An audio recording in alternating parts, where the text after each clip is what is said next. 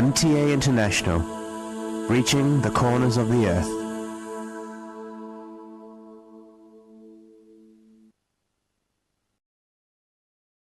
اب حضرت مرزا طاہر احمد صاحب خلیفۃ المسیح الرابع امام جماعت احمدیہ ایدہ اللہ تعالی بنصر العزیز کا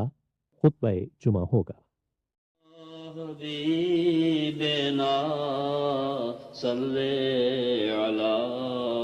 محمد صلی علی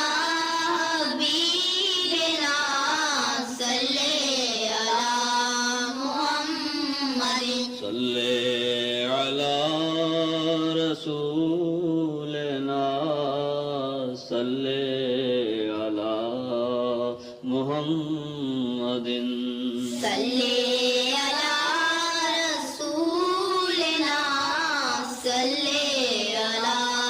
محمد صلی علی محمد صلی علی محمد أشهد أن لا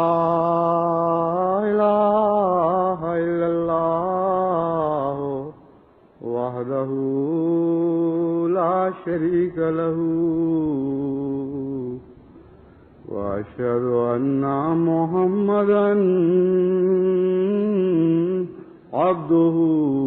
ورسوله أما بعد فأعوذ بالله من الشيطان الرجيم بسم الله الرحمن الرحيم الحمد لله رب العالمين الرحمن الرحيم مالك يوم الدين إياك نعبد وإياك نستعين اهدنا الصراط المستقيم صراط الذين أنعمت عليهم غير المغضوب عليهم ولا الضالين وإذا أنعمنا على الإنسان أعرض ونأى بجانبه وإذا مسه الشر كان يئوسا قل كل يعمل على شاكلته وربكم أعلم بمن هو أهدى سبيلا۔ یہ آیات کریمہ جو میں نے آپ کے سامنے تلاوت کی ہیں، ان میں اللہ تعالیٰ بیان فرماتا ہے کہ جب بھی ہم انسان پر انعام فرماتے ہیں تو اس کی بدقسمتی دیکھو، اس کی محرومی ملاحظہ کرو کہ وہ ہمیشہ اجتناب کرتا ہے، اعراض کرتا ہے، منہ پھیر لیتا ہے، اور اس کی کوشش یہی رہتی ہے کہ مجھ تک میرے رب کا انعام نہ پہنچے۔ وَإِذَا مَسَّهُ الشَّرُّ، جب اس کے نتیجے میں اسے شدید مشکلات گھیر لیتی ہیں اور مصائب کا سامنا کرنا پڑتا ہے، کانا یئوسا، تو پھر وہ مایوس ہو جاتا ہے۔ تو کہہ دے کہ ہر شخص اپنی شاکلت کے مطابق عمل کیا کرتا ہے، اس کے مزاج، اس کے اخلاق، اس کی طرز فکر، اس کے طرز عمل کا ایک سانچہ ہے، اس کا ہر عمل اس سانچے میں ڈھلتا ہے اور اس کے مطابق اس سے اعمال ظہور پذیر ہوتے ہیں۔ تو ان سے کہہ دے کہ تیرا رب ہی بہتر جانتا ہے کہ کس کی طرز عمل ہدایت کے زیادہ قریب ہے۔ جہاں تک دنیاوی انعامات کا تعلق ہے، انسان تو بہت حریص واقع ہوا ہے، اور یہ ممکن نہیں کہ اس پر کوئی کرم کیا جائے، کوئی احسان کیا جائے تو وہ منہ پھیر کر بھاگے۔ یہاں کسی ایسے انعام کا ذکر ہے جس سے ہمیشہ انسان اپنی بدقسمتی میں محروم رہنے کی کوشش کرتا ہے، اور وہ نبوت ہی کا انعام ہے۔ بس معلوم ہوا کہ یہاں سب سے بڑے انعام کا ذکر چل رہا ہے، یعنی حضرت محمد مصطفیٰ رسول اکرم صلی اللہ علیہ وآلہ وسلم کی بعثت کا ذکر ہے، اور تاریخ انسانی کا خلاصہ یہ پیش کیا گیا ہے کہ یہ بدقسمت، یہ محروم جو اس عظیم الشان نعمت سے منہ موڑ کر اور پیٹھ پھیر کر بھاگ رہے ہیں، ان کے تو مقدر میں شروع سے یہی لکھا ہے، یہی ان کا سلوک ہوتا رہا ہے ہر نعمت سے۔ اس لیے اب اگر اس نعمت سے بھی یہ محروم رہ جائیں تو کوئی تعجب کی بات نہیں، لیکن جس طرح ہمیشہ یہی ہوتا آیا ہے کہ نعمت سے محرومی کے بعد انسان طرح طرح کی مصیبتوں اور مشکلات کا شکار ہو جاتا ہے، اور حضرت محمد مصطفیٰ صلی اللہ علیہ وآلہ وسلم کے منکرین بھی ایسی ہی مصیبتوں اور مشکلات کا شکار ہونے والے ہیں، اور زمانہ اس انکار کے نتیجے میں لازماً ہلاکت کی طرف جائے گا، اور کوئی چیز اس کو بچا نہیں سکے گی، اور وہ ہلاکت اتنی خطرناک ہوگی کہ یہی منکرین اپنی آنکھوں کے سامنے اس ہلاکت کو دیکھیں گے اور ان کے دل گواہی دیں گے کہ اس سے بچنے کی اب کوئی جگہ نہیں۔ کانا یئوسا، وہ کلیتاً اپنی نجات سے مایوس ہو جائیں گے۔ فرمایا ایسی صورت میں کیا کرنا چاہیے انسان کو؟ اس کے متعلق اللہ تعالیٰ ہدایت دیتا ہے کہ دیکھو، ہم نے انعام میں نبوت کے ساتھ ہی دو قسم کے طرز عمل پیدا کر دیے، ایک انعام پانے والوں کا طرز عمل ہے اور ایک انکار کرنے والوں کا طرز عمل۔ جہاں تک مومنین کا تعلق ہے، ان کے لیے انعام پانے والے لوگوں کا طرز عمل ہے، یعنی سنت حضرت محمد مصطفیٰ صلی اللہ علیہ وآلہ وسلم ہے۔ اس سنت سے سرے منہ بھی تم نے انحراف نہیں کرنا۔ انکار کرنے والے ہمیشہ کی طرح انعام پانے والوں کو دکھ دیں گے، طرح طرح کی مصیبتیں ان پر عائد کرنے کی کوشش کریں گے، ہر طرح ان کی مخالفت کریں گے، ان کے دل دکھائیں گے، ان کو ہر قسم کے عذابوں میں مبتلا کرنے کی کوشش کریں گے، لیکن تم نے اس طرز عمل سے سرے منہ بھی انحراف نہیں کرنا جو تمہاری شاکلت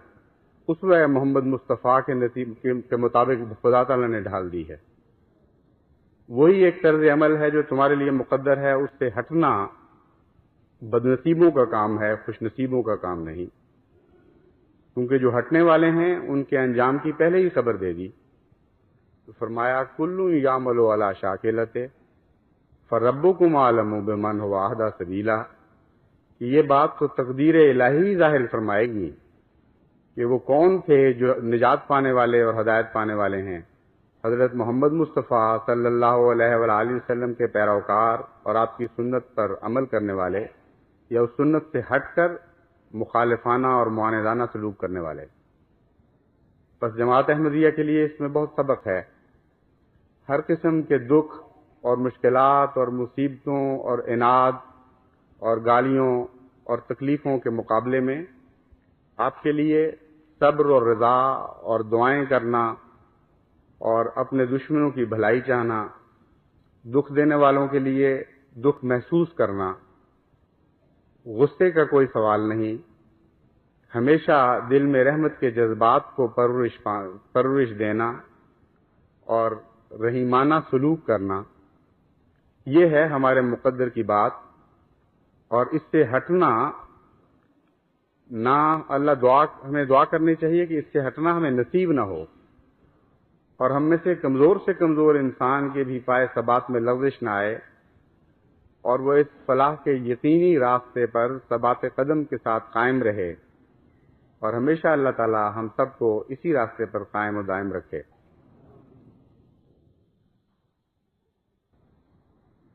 دنیا میں بعض چیزوں کو مثالوں کی صورت میں واضح کیا جاتا ہے، اس طریقہ کار کو بھی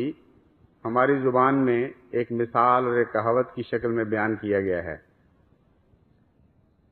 لوگوں کو سمجھانے کی خاطر میں وہ مثال ان کے سامنے رکھتا ہوں۔ کہتے ہیں کہ ایک دفعہ ایک گائے دریا پار کر رہی تھی تو ایک بچھو ڈوب رہا تھا، اس نے اپنی دم کے ذریعے اس کو اٹھا کر اپنی پیٹھ پر بٹھا لیا۔ جب وہ اگلے کنارے دوسرے کنارے پہنچی تو پیشتر اس کے کہ بچھو اتر کر خشکی کی راہ لیتا، اس نے اسے ڈنگ مارا۔ کہانی میں بیان کیا گیا ہے کہ ایک خرگوش ساحل پر بیٹھا یہ نظارہ دیکھ رہا تھا۔ اس نے گائے سے کہا، تم بڑی بے وقوف ہو، ایسے ظالم ایسے موذی کو نجات دی اور جانتی نہیں تھی کہ یہ تم سے ظلم کا سلوک کرے گا، نیکی کا بدلہ برائی سے دے گا۔ تو گائے نے جواب دیا کہ بھائی میں بے وقوف نہیں ہوں، میرے رب نے مجھے ایسا ہی بنایا ہے اور اس سے میں انحراف نہیں کر سکتی۔ میری فطرت خدا تعالیٰ نے اس طرح بنائی ہے کہ میں دودھ پلاتی ہوں تم لوگوں کو اور پھر تم لوگ میرا گوشت بھی کھاتے ہو، مجھ سے ہر قسم کے فائدے اٹھاتے ہو، حل میں جوتی جاتی ہوں، اور جب کسی کام کی نہیں رہتی تو پھر تم مجھے ذبح کر دیتے ہو، قصائی کے سپرد کر دیتے ہو۔ تو میرا تو مقدر یہ ہے کہ میں تم لوگوں کی بھلائی کی خاطر پیدا کی گئی ہوں، اس بدقسمت کا مقدر یہ ہے کہ یہ برائی کی خاطر پیدا کیا گیا ہے۔ تو شاکلت کی اس سے بہتر کوئی مثال نہیں دی جا سکتی، اور حقیقت یہ ہے کہ آن حضرت صلی اللہ علیہ وآلہ وسلم کی ساری سیرت کا اظہار اس مثال سے طے ہو جاتا ہے۔ آن حضرت صلی اللہ علیہ وآلہ وسلم نے ہمیشہ دشمنوں سے دکھ اٹھائے اور جانتے ہوئے کہ یہ پھر بھی دکھ دینے والے ہیں، ان سے احسان اور کرم اور رحم کا سلوک فرمایا۔ اور یہ ایک لمبی داستان ہے، اس وقت اس کے بیان کا موقع نہیں، گرمی کی شدت ہے، رمضان شریف کا بھی تقاضا یہی ہے۔ صرف یہ اشارہ کافی ہے کہ احمدیوں کے لیے صرف ایک نمونہ ہے، ایک ہی شاکلت ہے، ایک ہی قالب ہے، ایک ہی سانچہ ہے جس میں ہم نے ڈھلنا ہے، اور ہمیشہ ان کی دیواروں کی، اس چار دیواری کی حفاظت کرنی ہے اور اس سے باہر سرے منہ بھی قدم نہیں رکھنا۔ دوسرا پہلو شاکلت کا انفرادی ہے۔ اس عمومی سنت محمد مصطفیٰ صلی اللہ علیہ وآلہ وسلم کے دائرے میں رہتے ہوئے بھی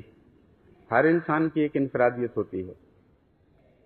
ابو بکر بھی سنت محمد مصطفیٰ پر ہی چلنے والے تھے، لیکن ان کا ایک اپنا رنگ تھا۔ عمر بھی تو سنت محمد مصطفیٰ پر ہی چلنے والے تھے، لیکن ان کا ایک اور رنگ تھا۔ عثمان بھی سنت محمد مصطفیٰ ہی کے عاشق تھے، لیکن ان کا بھی ایک اپنا رنگ تھا، اور علی بھی محمد مصطفیٰ ہی کے غلام تھے، لیکن ان کا بھی ایک الگ رنگ تھا۔ کلو یعمل علی شاکلت، وہ اپنی انفرادیت کی وجہ سے مجبور تھے کہ سنت کا جو تصور ان کے دل میں تھا اور ان کا ذاتی قالب سنت کو جس صورت میں قبول کر رہا تھا، اسی طرح اس کو رنگ کو اپنے اندر اختیار کریں اور اسی طرز کو اختیار کریں جو اللہ تعالیٰ نے ان کی شاکلت کے اندر رکھ دی تھی۔ تو ایک ہوتے ہوئے بھی، یعنی سنت محمد مصطفیٰ کے ایک ہی رنگ میں رنگین ہونے کے باوجود ہر ایک کا الگ الگ رنگ بھی تھا، جیسا کہ کہا گیا ہے کہ ہے رنگ لالو گلو نسری جدا جدا، ہر رنگ میں بہار کا اس بات چاہیے۔ تو محمد مصطفیٰ صلی اللہ علیہ وآلہ وسلم کے عشاق نے ہر رنگ میں بہار کا اس بات کیا، اور ویسے بھی یہ ناممکن تھا کہ آن حضور صلی اللہ علیہ وآلہ وسلم کی سیرت کا بحر ذخار کسی ایک وجود میں اکٹھا ہو جاتا۔ اتنا ہی بڑا ظرف بھی تو ہونا چاہیے تھا، اس لیے اپنی اپنی توفیق، اپنی اپنی حیثیت، اپنی اپنی شاکلت کے مطابق لوگوں نے، آپ کے عشاق نے محمد مصطفیٰ صلی اللہ علیہ وآلہ وسلم کے رنگ پکڑے۔ جو لوگ اس فرق کو ملحوظ نہیں رکھتے وہ بعض دفعہ نادانی میں خلفاء کا ایک دوسرے کے ساتھ مقابلہ شروع کر دیتے ہیں، اور ہمیشہ یہ چلتا آیا ہے۔ حضرت ابوبکر صدیق رضی اللہ تعالیٰ عنہ کے بعد حضرت عمر کی زندگی میں ان کے ساتھ بعض نادانوں نے مقابلے کیے کہ جی وہ تو یوں کیا کرتے تھے، وہ تو یہ ہوتا تھا، آپ یہ کرتے ہیں اور آپ یوں کرتے ہیں۔ اسی طرح حضرت عثمان کے دور میں حضرت عمر سے مقابلے شروع ہو گئے، اور حضرت علی کے دور میں حضرت عثمان رضی اللہ تعالیٰ عنہ سے مقابلے شروع ہو گئے رضوان اللہ علیہم۔ اور لوگ نادانی میں یہ نہیں سمجھتے کہ کلو یعمل علی شاکلتہ فربکم وربکم عالم بمن هو اہدی سبیلا۔ تم لوگ تو نادان ہو، تم ناواقف ہو، جاہل ہو، تمہیں کچھ پتہ نہیں کہ کس کا عمل کیوں ہے اور طرز عمل کس لیے اختیار کی جا رہی ہے۔ یہ بندے ہیں، مجبور ہیں اس فطرت کے مطابق جو اللہ تعالیٰ نے ان کو عطا فرمائی۔ یہ اللہ ہی بہتر جانتا ہے کہ انہوں نے اپنی شاکلت کے اندر رہتے ہوئے صحیح قدم اٹھایا یا غلط قدم اٹھایا۔ بندہ واقف ہی نہیں ہے ان اسرار سے، وہ دل کے حالات کو، نیتوں کو نہیں جانتا، اس لیے اس کا کام نہیں ہے کہ وہاں زبان کھولے جہاں زبان کھولنے کی اس کو مجال نہیں، جہاں زبان کھولنے کے لیے اس کو مقرر نہیں کیا گیا۔ اس لیے میں جماعت احمدیہ کو نصیحت کرتا ہوں کہ وہ ایسی لغو دلچسپیوں سے باز رہیں۔ کسی کے کہنے سے کسی خلیفہ کے مقام میں، اس کے منصب میں کوئی فرق نہیں پڑے گا۔ جو فرق پڑے گا اور پڑتا ہے وہ صرف اللہ کی نظر میں ہے، اور وہی بہتر جانتا ہے کہ کسی نے اپنی استعداد کے مطابق پورا استفادہ کیا کہ نہیں۔ بعض دفعہ استعدادوں کے مختلف ہونے کے نتیجے میں مختلف طرز عمل رونما ہوتے ہیں، اور اس کے باوجود بظاہر ایک کم نتیجے کو ایک بظاہر زیادہ نتیجے پر فوقیت دے دی جاتی ہے۔ مثلا ایک شخص کو اللہ تعالیٰ نے استعداد عطا فرمائی ہے کہ وہ دنیا کا بہترین دوڑنے والا بن جائے، اور وہ استعدادوں کو ضائع کر دیتا ہے۔ وہ بہترین تو نہیں بنتا، لیکن اپنے ملک کا بہترین کھلاڑی بن جاتا ہے۔ اور ایک انسان کو زیادہ سے زیادہ یہ استطاعت ہے کہ وہ اپنے ضلع کے اندر اول آئے اور ضلع کے اندر سب سے بہترین دوڑنے والا شمار ہو، اور وہ ساری طاقتیں استعمال کر کے اپنے ضلع میں اول آ جاتا ہے۔ تو انسان کو کیا پتا کہ کس کی استعداد کیا تھی، اور کون خدا کی نظر میں اپنی استعدادوں کو کمال تک پہنچا کر ان کے نقطۂ منتہا تک پہنچ گیا ہے۔ یہ ایک چھوٹی سی مثال میں نے اس لیے دی ہے کہ اپنی لا علمی اور جاہلیت کو سمجھنا چاہیے، اور تقاضا یہ ہے انکساری کا اور اپنے مقام بندگی کو سمجھنے کا کہ انسان ان معاملات میں دخل نہ دے جو اللہ کے معاملات ہیں، اور اللہ کے معاملات کو اللہ پر رہنے دے۔ بندے کا کام یہ ہے کہ استغفار سے کام لے، دعائیں کرے، اور دعاؤں کے ذریعے من حیث الجماعت ساری جماعت اپنے وقت کے خلیفہ کی کمزوریوں سے پردہ پوشی کی دعا کرے، اللہ تعالیٰ سے دعا کرے کہ اللہ تعالیٰ اس پر رحم فرمائے، اور جتنی بھی استطاعت اس نے بخشی ہے اس استطاعت کے بہترین استعمال کا موقع اس کو عطا فرمائے، تاکہ اس کی رضا کی نظر پڑے اس پر۔ اور اگر آپ کے خلیفہ پر آپ کے اللہ کی رضا کی نظر پڑے گی تو میں آپ کو یقین دلاتا ہوں کہ ساری جماعت پر اللہ کی رضا اور محبت اور پیار کی نظریں پڑیں گی۔ اللہ تعالی ہمیں اس کی توفیق عطا فرمائے۔